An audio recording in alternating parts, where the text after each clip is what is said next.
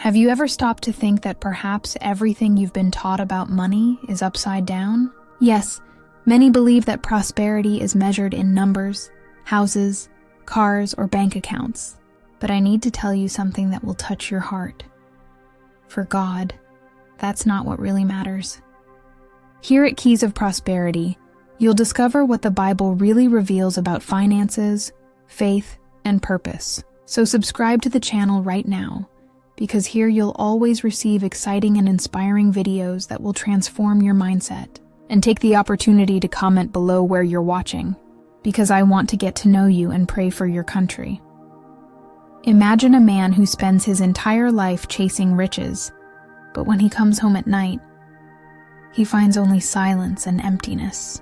He has achieved what the world applauds, but lost what heaven values. It's hard to hear, but the truth is that God doesn't measure your prosperity by how much you earn, but by what you do with what you already have.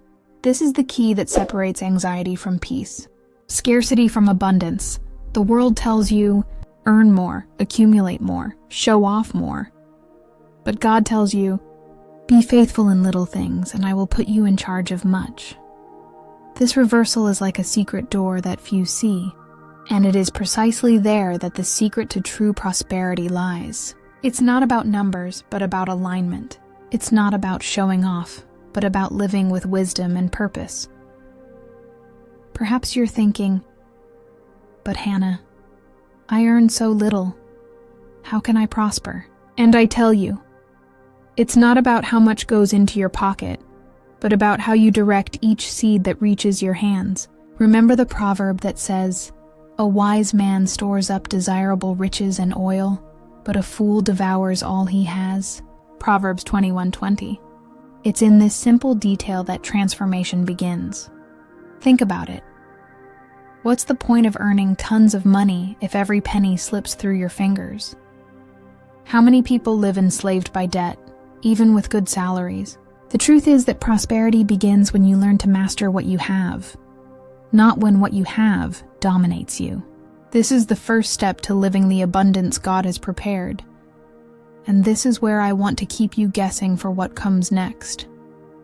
Because there is a single key God expects you to use, and it can change everything in your financial, family, and spiritual life. I'll reveal it to you in the next few minutes, and you'll understand why many never escape the cycle of scarcity, while others thrive in peace.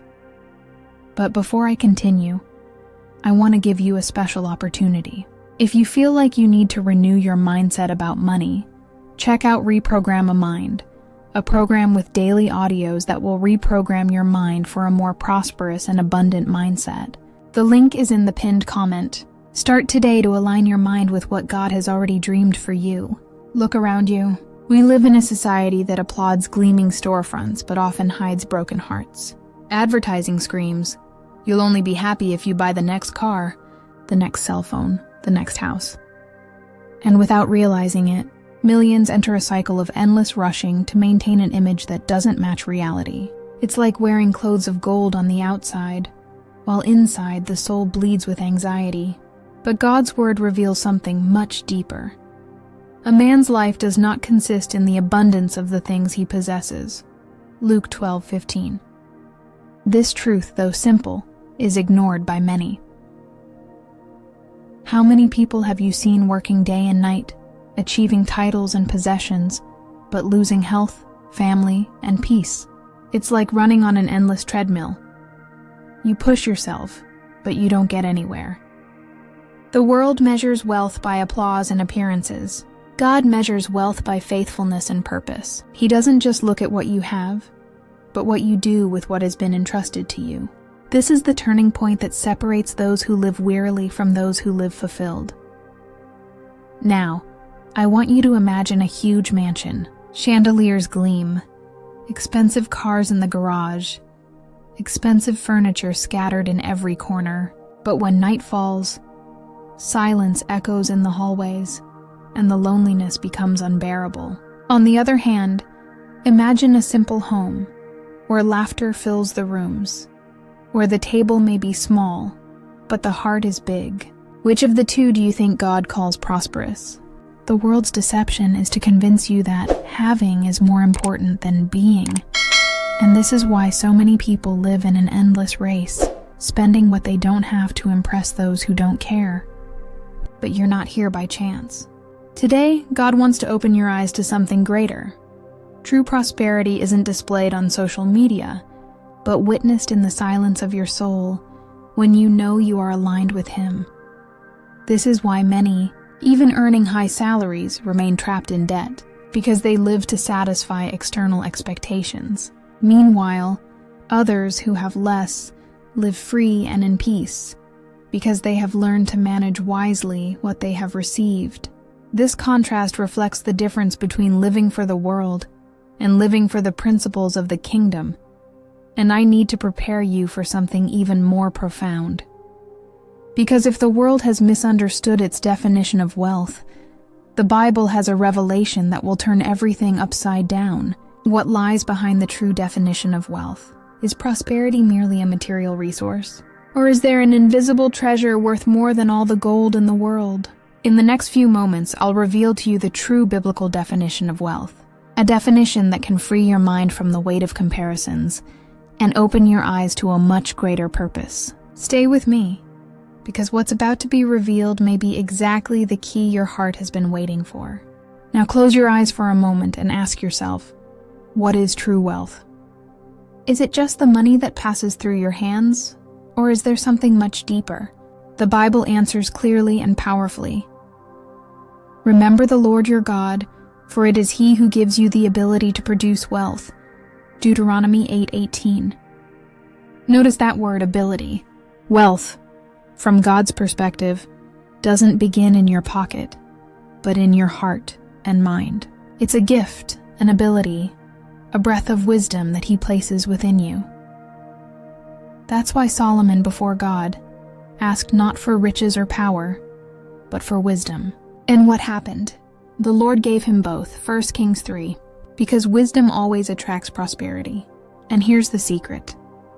The world chases money like wind, but those who seek God's wisdom attract riches that aren't limited to numbers. They are riches that include peace, health, joy, and a legacy that spans generations. The book of Proverbs reminds us, the blessing of the Lord, it makes one rich, and He adds no sorrow with it. Proverbs 10:22. Note, it's not the rush, it's not the overload, it's not the stressful life of achieving more. It's His blessing that generates abundance without burden. A millionaire may have full accounts and an empty heart, but one who walks in covenant with God can have a soul filled with peace, even in times of hardship. Now imagine a farmer. He plants, waters, waits, trusts. He knows that the harvest depends not only on effort, but also on the rain that falls from heaven. So too is wealth in God. You plant your work, your discipline, your faith, but it is He who breathes the favor that makes it grow. True wealth is this partnership with the Creator, where you do your part and He multiplies. But see, wealth isn't just for you. When God pours out blessings, He thinks of generations. It's about leaving a legacy that touches children, grandchildren, and communities. It's about being remembered not just for what you accumulated, but for the impact you made. True wealth is eternal, because Jesus said, "Store up for yourselves treasures in heaven, where neither moth nor rust destroys." Matthew 6:20. This revelation changes everything. If you believe wealth is merely luxury and consumption, you'll spend to show off what you don't need.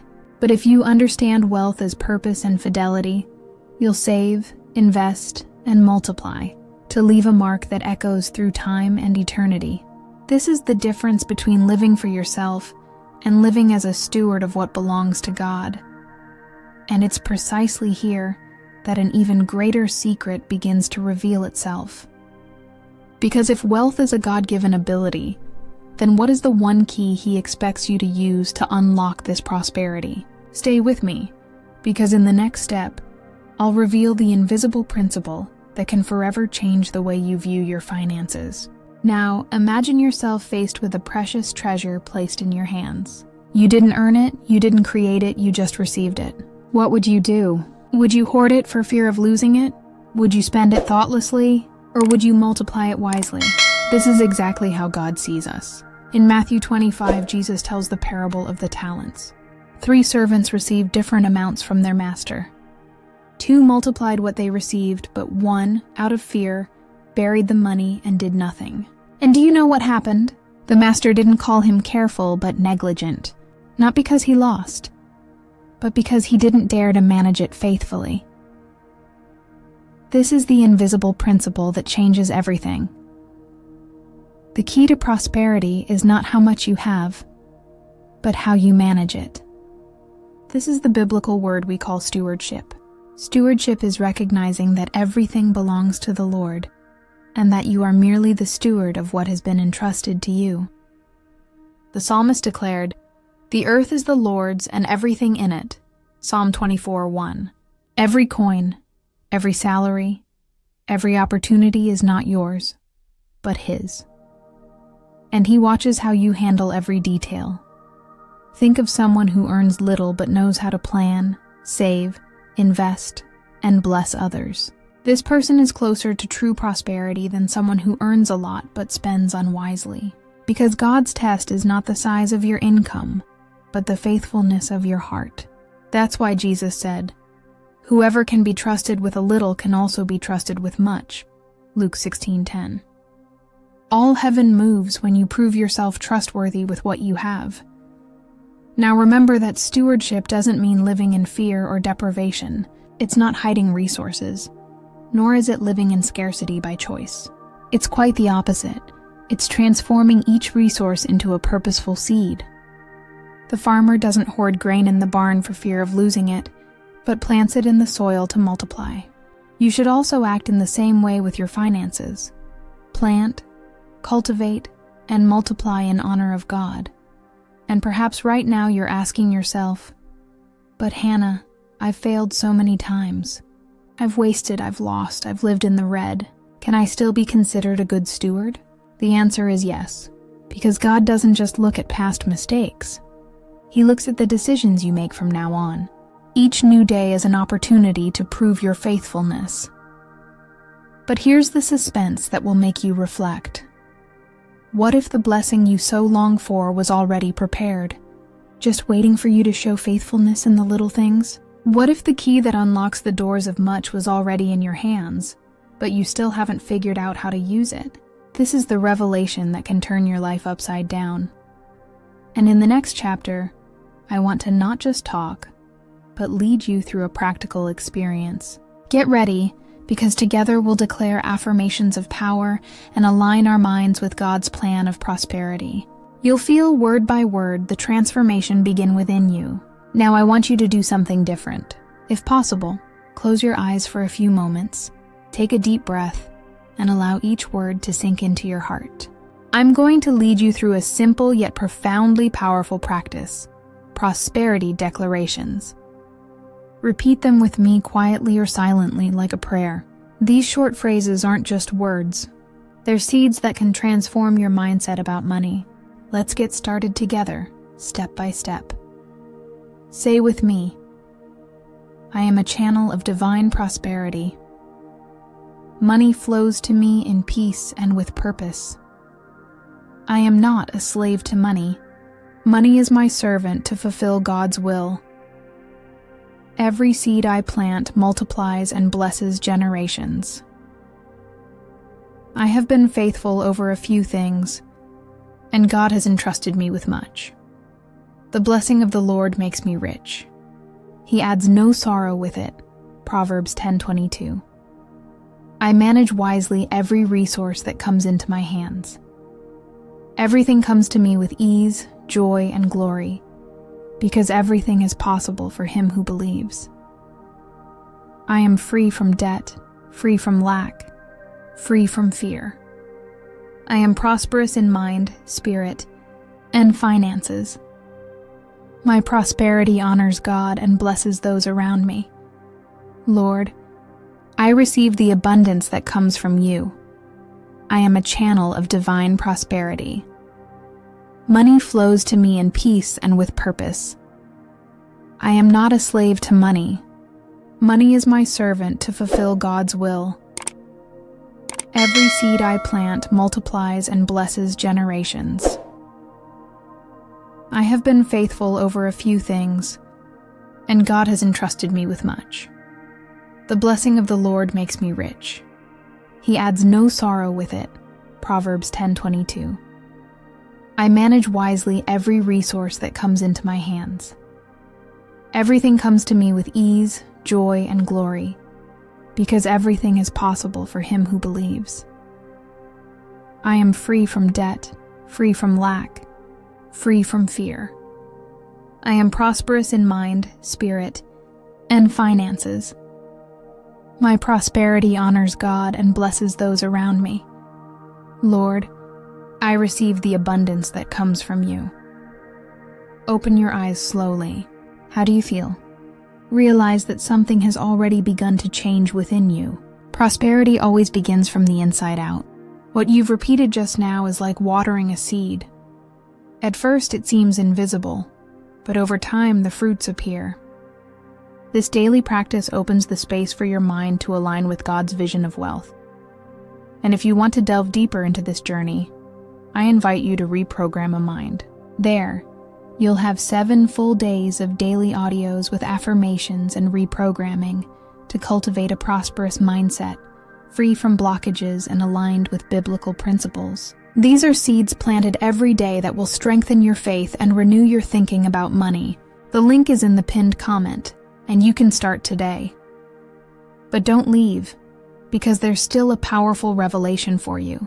If so far we've talked about the key and how to apply it in the depths of your heart, now I'll show you how this same key can transform your work and even your business into something much greater than profit. A true ministry that honors God.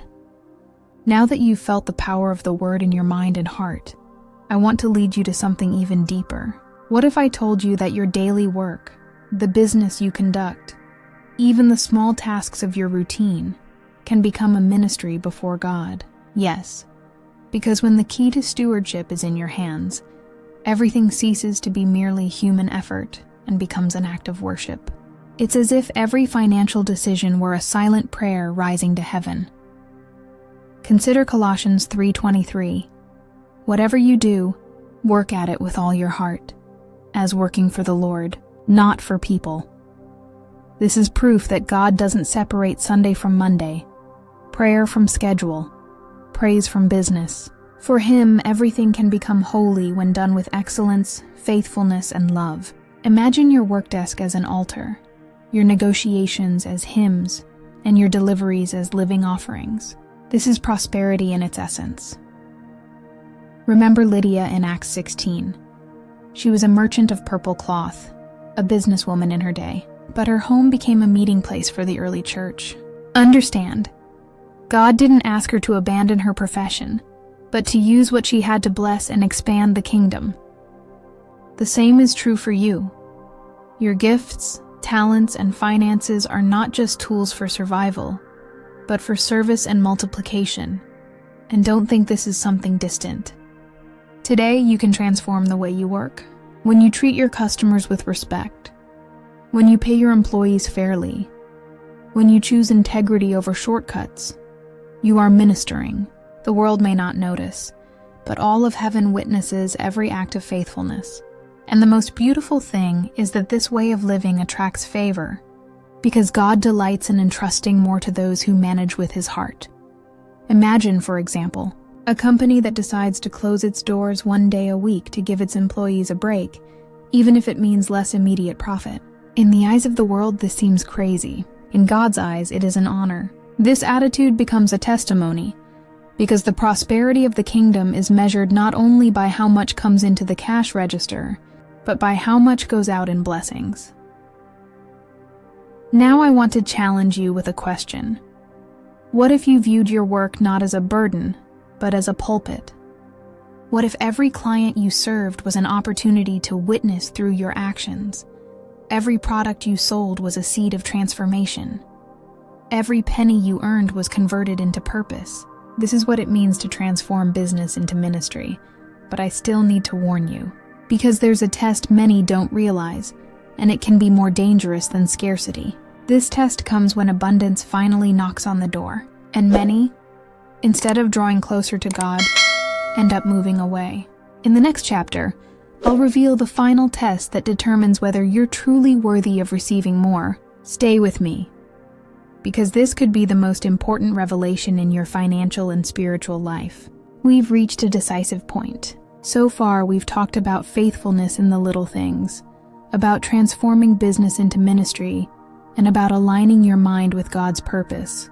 But there's a test that's even more subtle and dangerous than scarcity: the test of abundance. Yes, because when we have little, it's natural to cry out to God. But when we have a lot, do we continue to recognize that everything comes from Him? Jesus was clear in Luke 12:48, "To whom much is given, much will be required." Abundance is not just a gift, it's also a test. Think about how many people you've seen who, in times of struggle, sought God's presence, but when prosperity arrived, they forgot Him. Their once humble hearts became filled with pride. Their once lively generosity turned to selfishness, and what should have been a blessing became a burden. This is the danger of mismanaged abundance. It can distance us from the Creator when it should bring us closer. But make no mistake, abundance is not a curse. It is an opportunity. The Lord desires to pour out more on you than you can imagine, but He is watching. Will you be faithful when the harvest is plentiful? Will you choose to increase your generosity when your business grows, rather than simply inflate your lifestyle? This is the mark of a true steward, understanding that prosperity is not an end in itself, but a means of service. Imagine that God decided to double your income today. What would you do first? Pay off debt? Help someone in need? Invest in something that would bless generations? Or spend it all on yourself? This reflection is powerful because it exposes the heart. Jesus said in Matthew 6:24 that no one can serve two masters, either God or money. Abundance reveals who truly rules our hearts. But there is a key to passing this test: remaining humble, grateful, and generous. Recognizing that nothing is ours, everything is His. Continue giving, helping, and investing in greater purposes. When we do this, abundance doesn't dominate us. We dominate it. And it is at this moment that heaven opens to entrust us with even more trust. Because God has found in us a safe channel to multiply resources. And I want to invite you to take a step now. If this message touches your heart, subscribe to the channel and join this community that grows every day, learning to live the prosperity of the kingdom. And write a word of faith in the comments. Amen. This simple act is like planting a spiritual seed, declaring that you choose to serve God, not money. But we're not done yet. There's something deeper I want to share with you, a final revelation that will fill your heart with hope and infinite gratitude. In the next chapter, I'll show you why this journey doesn't end here, and how each step you take will be part of a path greater than time itself. Stay with me, because what comes next is the conclusion that can change everything in your spiritual and financial life. Now you understand. The only key to prosperity God expects you to use is not the race for more, nor comparison with the world, but faithful stewardship of what is already in your hands. This is what opens invisible doors. This is what transforms business into ministry. This is what makes your life a living testimony. Everything you have, big or small, is a seed.